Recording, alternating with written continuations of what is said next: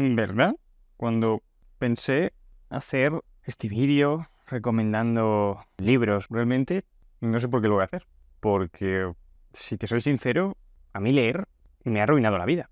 Y esto no es ni una exageración, ni un clickbait, ni una metáfora. Esto es literal, literal.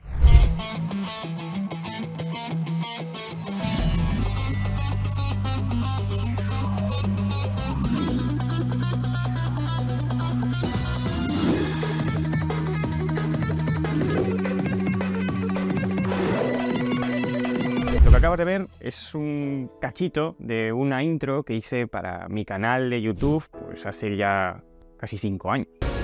Mira, es un dinosaurio.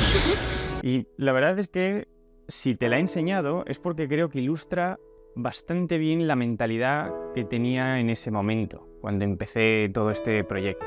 Verás, en mis inicios de YouTube, cada vídeo que sacaba tenía unas ínfulas de héroe mesiánico que no podía con él. Es decir, que mi intención con cada vídeo era salvar al mundo y a las personas de sí mismas. Claro, con la carrera de psicología y mis 4 experiencias traumáticas que había superado, supuestamente, creía haber alcanzado una especie de estado mental, intelectual y moral, pues más que digno de ser escuchado.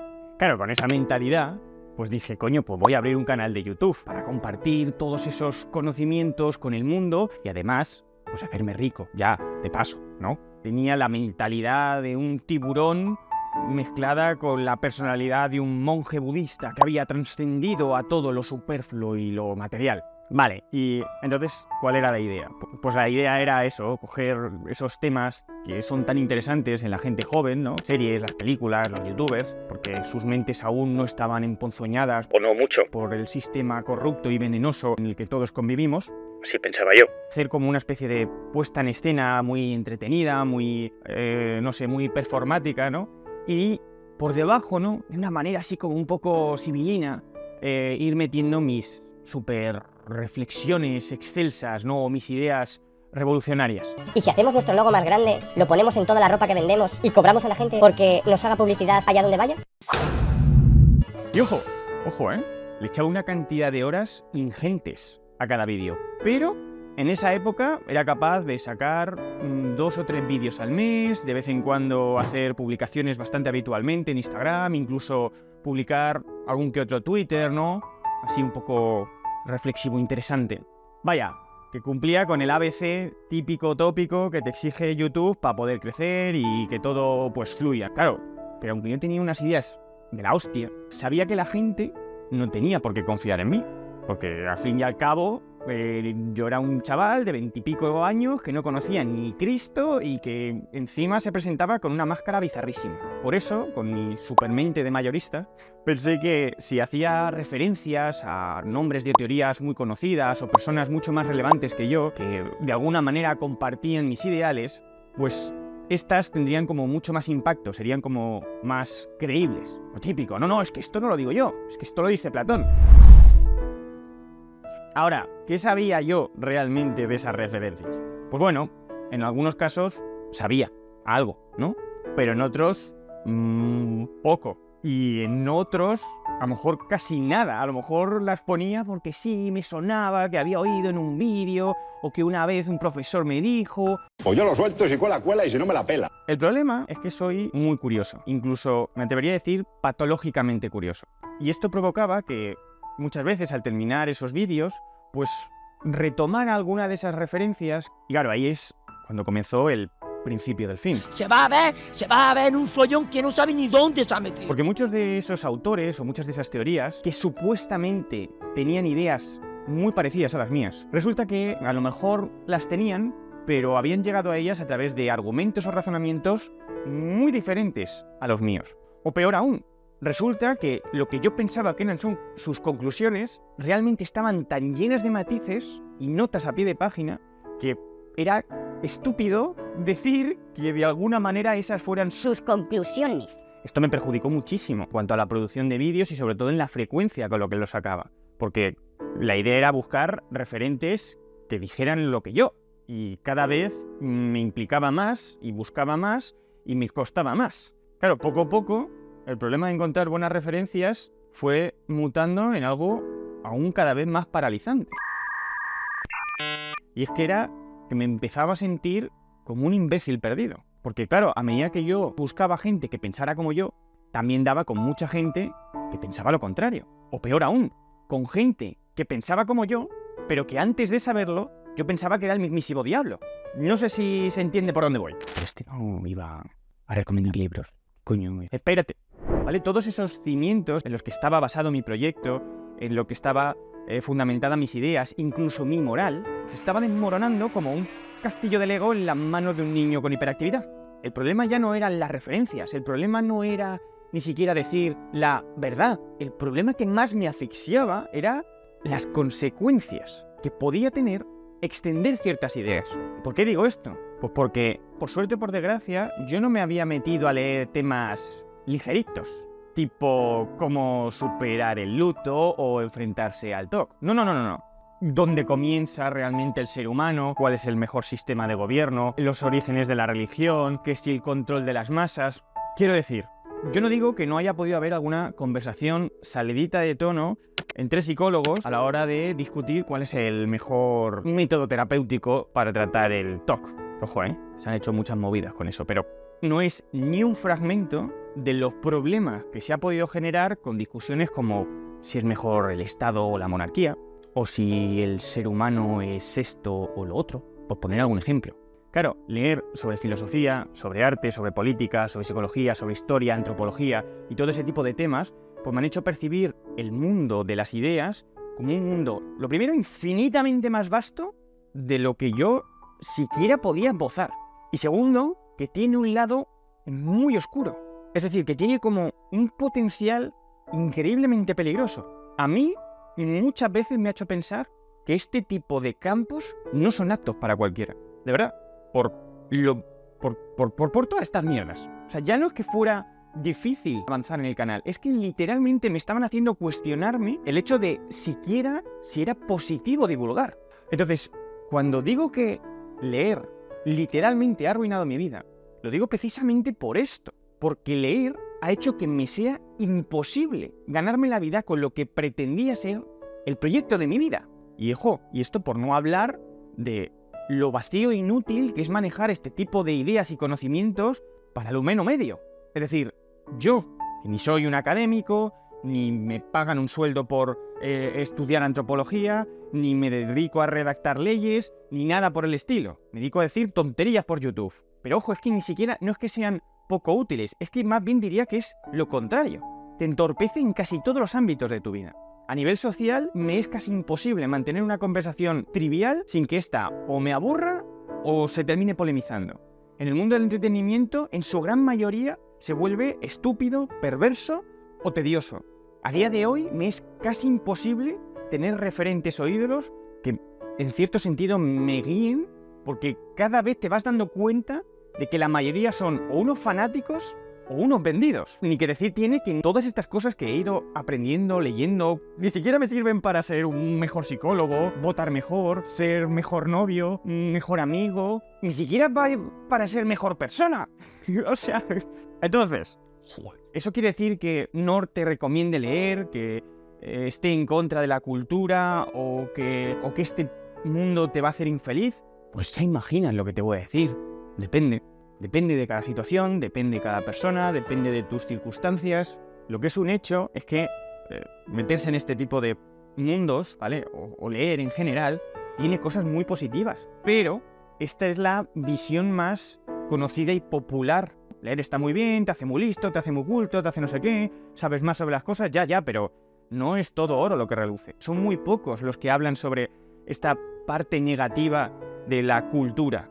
Insisto, sobre todo negativa para el vulgo, para nosotros, para el humano medio, para el que no vive de esto. Por eso, antes de empezar a recomendar libros, quería hacer como una pequeña mini reflexión, o una especie más bien descargo de responsabilidad, que probablemente a mí me hubiera, como mínimo, gustado escuchar antes de empezar a meterme en todos estos fregados. Habiendo ya vomitado todo esto, ahora sí, ¿vale? Vamos a hablar de libros. Porque yo he venido aquí a hablar de mi libro. Entonces, como supuestamente soy un psicólogo. pues he pensado que el primer campo por el que voy a empezar es por la psicología. Verás, la psicología es un campo increíblemente amplio, supongo que como cualquier otro. Entonces, al ser tan grande o tener tantos ámbitos, me voy a limitar a recomendar un libro que probablemente todo el que ha estado en mis directos o lleva tiempo siguiéndome en el canal sabe que le tengo mucho cariño, que es el de Persuasión de Robert Cialdini. Cialdini es un referente en temas de divulgación de psicología. El tío lleva años haciendo, pues la verdad que bastantes investigaciones y recopilando bastantes datos sobre cierto campo de la psicología. Es más, en este libro, casi la mitad del libro, ¿vale? No sé si se ve ahí, es en bibliografía. O sea, aquí empieza la bibliografía. Este es el contenido del libro y esta es la bibliografía, eso es un canteo, ¿vale? Este libro no toca los temas más morbosos o la parte clínica de la psicología, sino que se centra sobre todo en la parte más práctica de la psicología, ¿vale? La psicología del día a día. Cialdini lo que hace es una especie de repaso por todos esos mecanismos o sesgos que se han ido descubriendo en los últimos años, que tienen un potencial como muy alto de utilizarse pues, para persuadirnos o manipularnos. Y además también te explica cómo se están utilizando a día de hoy muchos de ellos, pues por ejemplo, para que dones más a una ONG, para que votes a un candidato u a otro, para que trabajes más o para que compres simplemente un tipo de producto y no otro. Cosa que, por cierto, durante todos mis años de universidad tocaba muy por encima. Que a lo mejor es interesante, ¿no? Digo, a lo mejor una asignaturilla de esto podría haber estado muy bien. Y bien, habiendo ya terminado el ámbito de la psicología, creo que es de justicia que el siguiente campo sea al que probablemente más horas y tiempo y esfuerzo le he dedicado en los últimos años, que no es otro que el de la historia. Probablemente la historia no solamente le he dedicado más tiempo, sino que probablemente es de los que más me ha flipado leer. Y dicho sea de paso, de los que más cambios ha generado en mi manera de ver el mundo. Yo recomendaría que antes de empezar a meterte ya en periodos específicos, que te leas varios libros de historia universal. ¿Por qué? Porque primero ahí vas a empezar a ver lo relativo que es el concepto universal. Aunque muchos historiadores coinciden en que en ciertos puntos imprescindibles, también verás que hay otros puntos en los que no se coincide. Y que incluso los que se coincide, la manera de explicarlos cambia muchísimo de un autor a otro y de una época a otra. Y esto último es una de las razones por las que yo te recomiendo que leas Breve Historia del Mundo de Ernest Gombrich. Si te recomiendo este libro es por dos razones. Primera, porque este autor austriaco es, al menos hasta donde yo sé, uno de los mayores expertos en historia y concretamente en historia del arte del mundo. De hecho, su libro, que me lo he traído por aquí, pero ¡ay, que se cae! Tiene el libro de la historia del arte, ¿vale? Tengo entendido que es uno de los libros o manuales más importantes concretamente de este campo. Entonces, creo que por lo que he estado leyendo acerca de este autor, me parece que es una buena referencia. Pero, si he decidido este y no cualquier otro, porque es verdad que hay otros libros de historia universal que me parecen más completos, más entretenidos, incluso más curiosos, ¿no?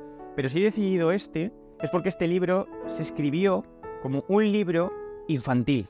Un libro pensado literalmente para niños. De hecho, lo pone en su introducción. El libro fue un verdadero bestseller y fue elogiado por lo bien adaptado que estaba a estas edades. La movida es que yo le he dado este libro a leer a un niño de 10 años y era infumable. ¡Yo me llamo Ralph! Y el que no me crea, que lo compruebe.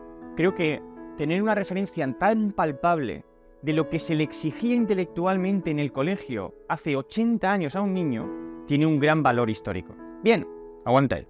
Vale, política.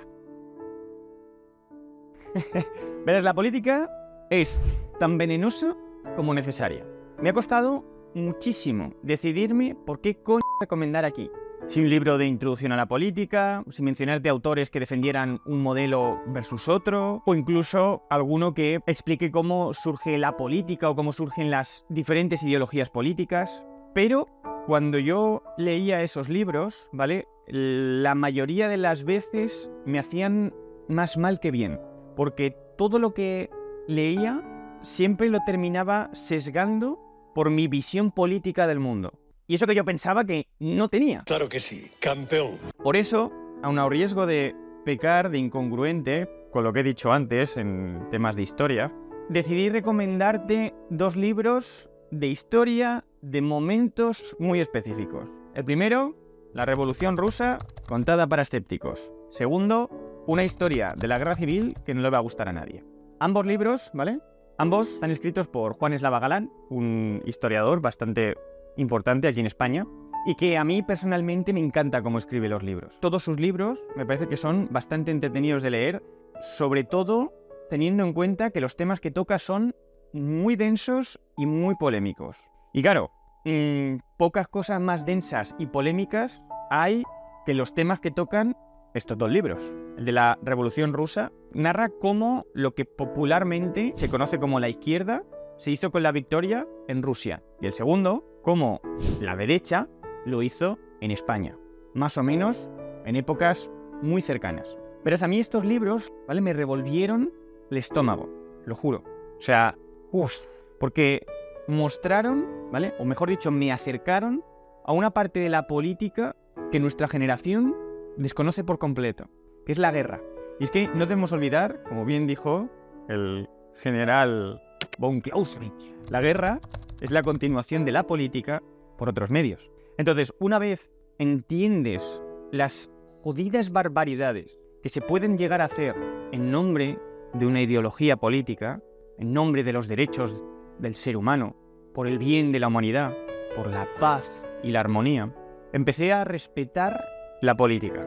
Empecé a ver el increíble daño que puede llegar a hacer una idea dicha en un momento concreto a un grupo de personas concreto. Y bueno, ya que la política, la guerra y todas estas mierdas nunca dejan un buen sabor de boca, creo que toca irse al lado opuesto, que nosotros, que el del arte.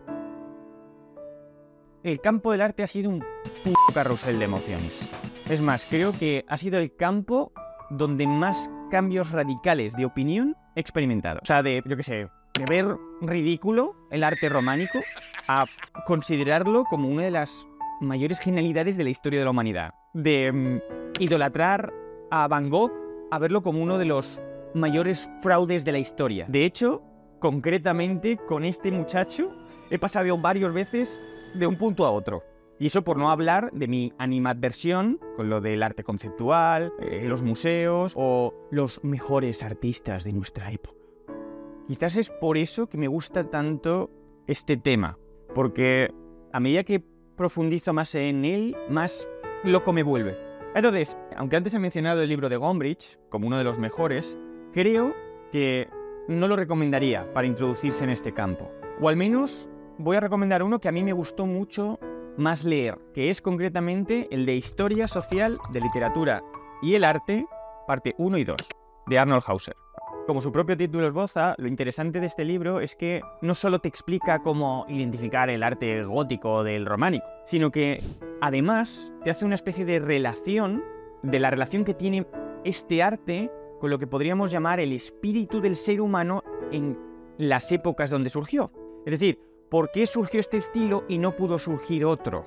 O ¿por qué gran parte del valor del arte no reside en la subjetividad o en la interpretación que cada ser humano hace de la obra?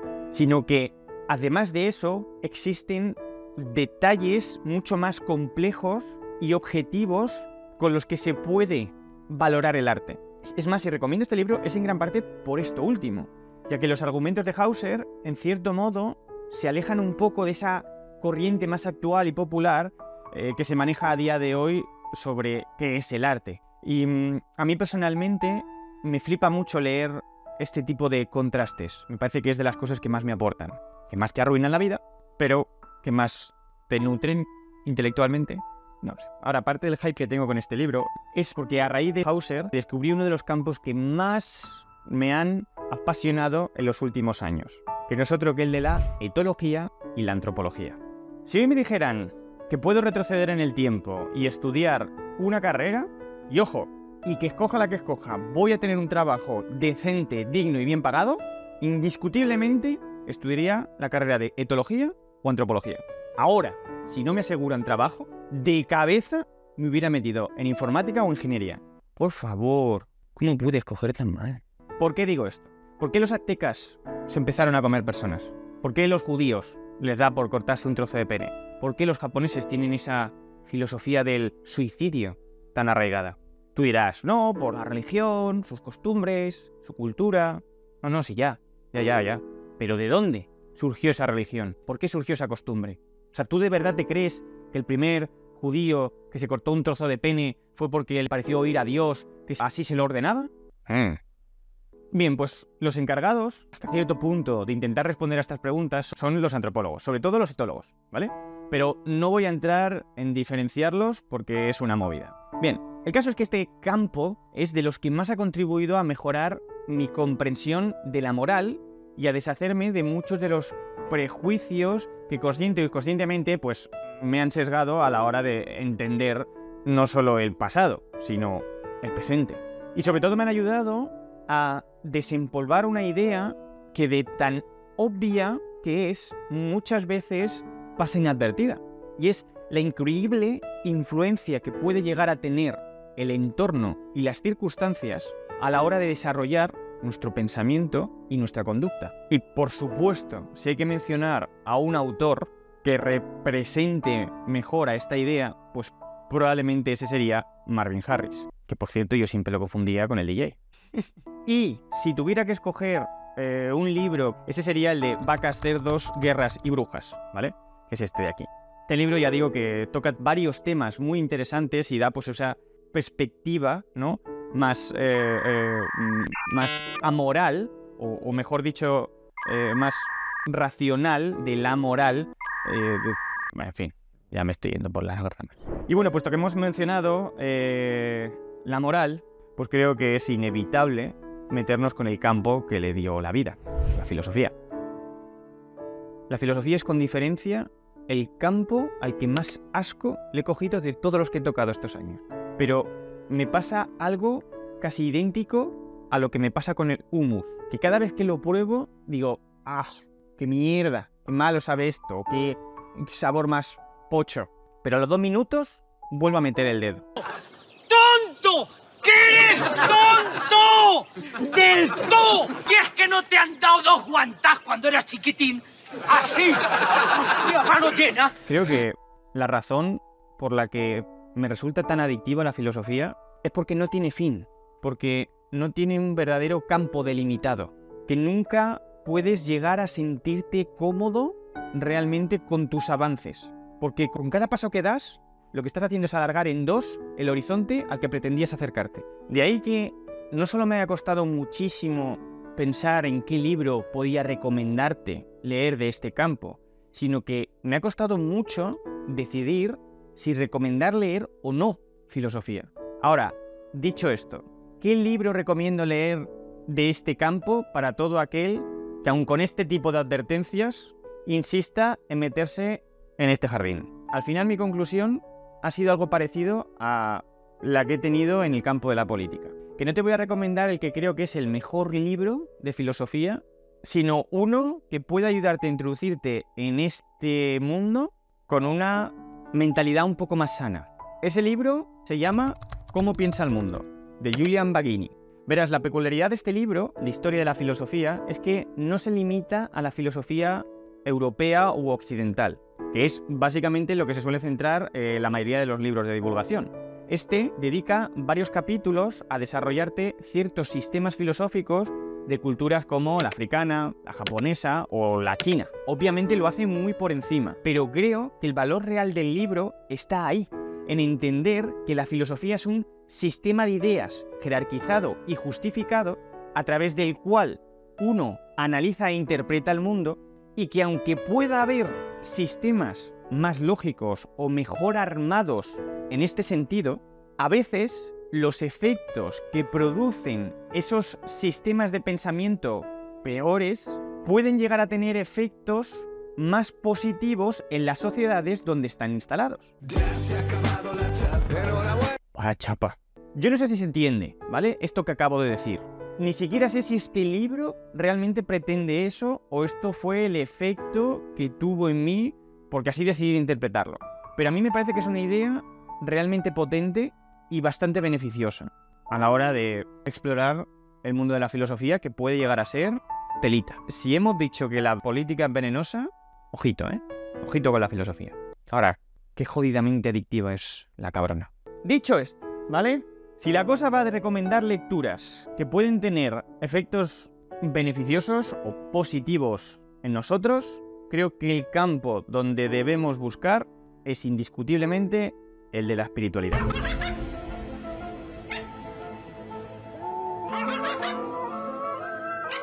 La espiritualidad fue, es y será indiscutiblemente uno de los campos que me ha ayudado en la vida. Ahora, por desgracia, cuando tú dices espiritualidad, se revoluciona el gallinero. Os traigo espiritualidad. ¡Nos trae Espiritualidad. que no se escape! ¡Rompedle las piernas! Porque dentro de este campo se conglomera demasiadas cosas. De ahí que sea probablemente uno de los que más estafadores, vendehumos o ignorantes acumula. Porque por desgracia se cree que la espiritualidad pues es un sinónimo de religión, un sinónimo de chamanismo, homeopatía esotérica, autoayuda barata, crecimiento personal. Y ojo, que no digo que en cierto sentido la espiritualidad no pueda tener de fondo algo de todo esto, ¿vale? Pero para mi gusto son muy pocos los autores que se han introducido en este campo haciendo un esfuerzo y con seriedad, para intentar impregnar un poquito de seriedad en este campo al que creo que popularmente le falta mucha. La espiritualidad parte de una base filosófica controvertida, que es básicamente creer que existe algo más allá del mundo material, que el ser humano no es solo un conjunto de átomos que se unieron por la concatenación de sucesos aleatorios y espontáneos que se rigen por las leyes de la física, de la acción y la reacción.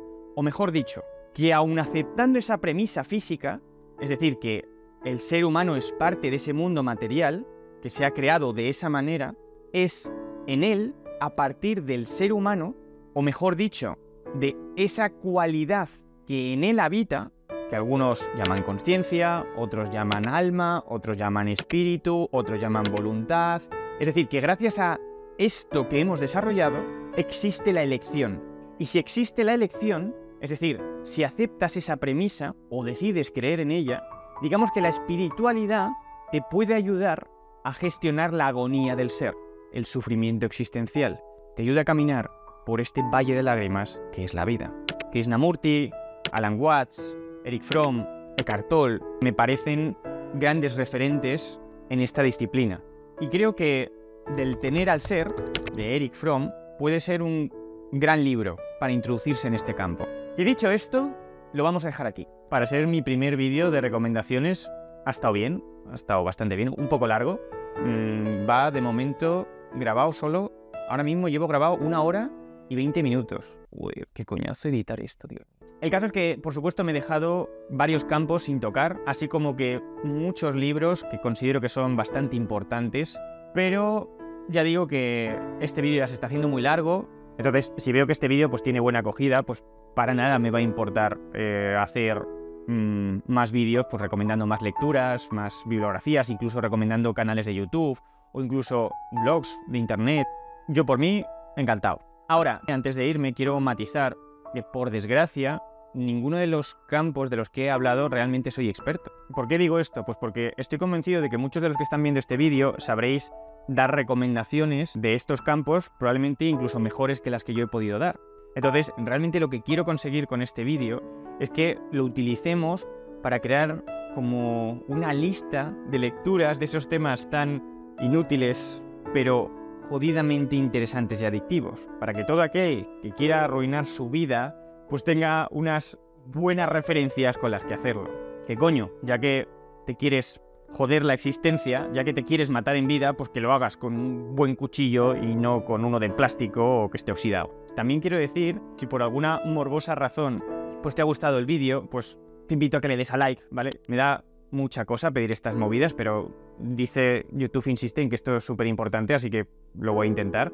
Y por supuesto, ni que decir tiene que si eres nuevo y te ha llamado la atención pues la sarta de estupideces que acabas de oír, pues que te suscribas, porque te aseguro que suelo decir muchas de este calibre, incluso más. Entonces, pues nos podemos divertir juntos. Así que ahora sí, dicho esto, me despido. Un abrazo y nos vemos muy pronto.